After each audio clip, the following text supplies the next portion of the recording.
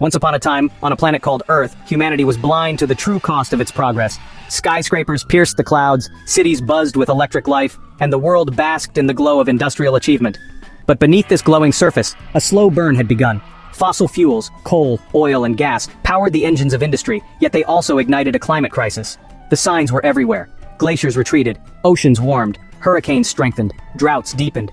Still, for decades, nations hesitated. The comfort of fossil-fueled growth seduced governments and industries alike. Oil empires flourished, coal miners fed power plants, and gas pipelines snaked across continents. But every age has its reckoning. By the early 21st century, the world began to stir. A generation born into chaos, of smog-choked skies and wildfire-ravaged lands, started to question.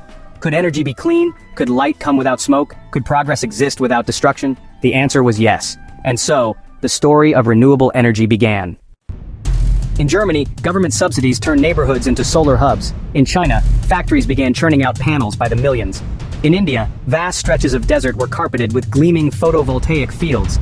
Solar became not just an alternative, but a force.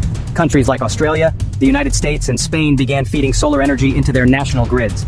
In rural Africa, where power lines never reached, solar lanterns replaced toxic kerosene lamps, bringing light to schools and homes. In one decade, solar prices fell by over 80%. Today, in many parts of the world, solar is the cheapest form of new electricity. The sun had become a utility, constant, quiet, clean.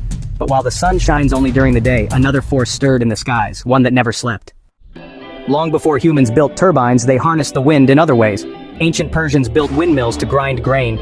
Arab traders used wind sails to cross oceans. In the Netherlands, windmills pumped water to reclaim land from the sea. But modern wind energy began in earnest in the 1980s. Towering turbines, their blades spinning slowly like the hands of time, began dotting the landscapes of Denmark and California. Farmers who once prayed for rain now prayed for wind. As the climate crisis deepened, wind power accelerated, turbines grew taller, blades stretched wider. One offshore wind turbine today can power thousands of homes. Giant wind farms began appearing across the Great Plains of America, in the North Sea near the UK, and on hilltops in India. Unlike the sun, the wind doesn't need daylight. It sweeps across oceans and valleys, generating electricity even at night. Together, wind and solar formed a symphony, but a problem remained: intermittency. Thousands of years before modern cities rose, early civilizations worshipped the sun. In Egypt, Ra ruled the heavens. In India, Surya was the giver of life. The sun's warmth ripened crops, dried clothes, and lit the world. But it wasn't until the 1800s that humans first attempted to capture this energy as electricity. The journey began slowly. A French physicist, Alexandre Edmond Becquerel, observed something strange in 1839. Light could create voltage in certain materials. This phenomenon, called the photovoltaic effect, became the seed for modern solar energy. By the 1950s, the first practical solar cell was born.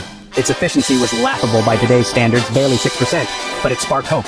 At first, solar panels powered satellites in space. Then, remote cabins and emergency beacons. Gradually, costs dropped. Efficiency climbed, entire rooftops turned into silent power plants, and then came the revolution.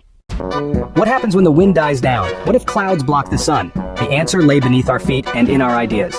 Imagine this. You generate electricity all day with the sun and wind, but demand spikes at night. What then? That's where batteries enter.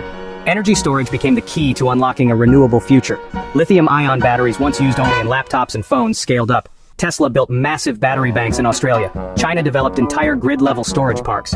In the US, battery storage could already replace some gas peaker plants. But batteries weren't the only option. Pumped hydro stored energy by moving water uphill. Flywheels, compressed air systems, and molten salt tanks joined the arsenal. A quiet war began, not for oil, but for better storage chemistry. The winner, humanity, because energy, once volatile and unpredictable, was now tamed.